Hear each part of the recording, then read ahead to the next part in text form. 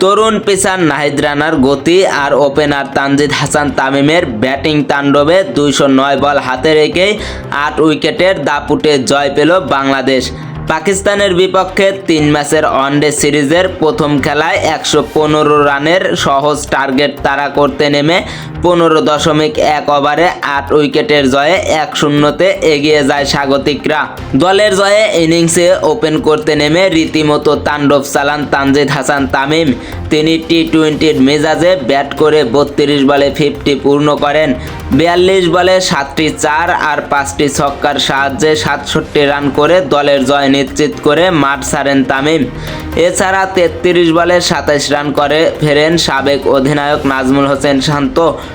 মিরপুর শেরেবাংলা জাতীয় ক্রিকেট স্টেডিয়ামে টস হেরে ব্যাট করতে নেমে বিনা উইকেটে 41 রান করা পাকিস্তান পরের 41 রান করতেই হারায় 9 উইকেট। 23.5 ওভারে 9 উইকেটে পাকিস্তানের সংগ্রহ ছিল 82 রান। তার চেয়েও বড় কথা 19 ওভারে 70 রানে পাকিস্তান হারায় 6 উইকেট।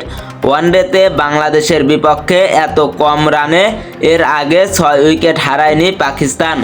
আজ 70 রানে 6 উইকেট হারানোর বাজে নজির গড়ে শাহিন শাহ আফ্রিদির নেতৃত্বাধীন পাকিস্তান।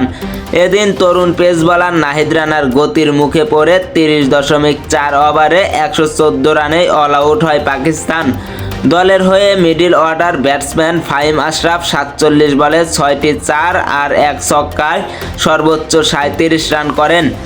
নাহিদ 7 ওভারে 25 রানে ক্যারিয়ার সেরা 5 উইকেট শিকার করেন। 10 ওভারে 29 রানে 3 উইকেট নিয়ে অধিনায়ক মেহেদী হাসান মিরাজ।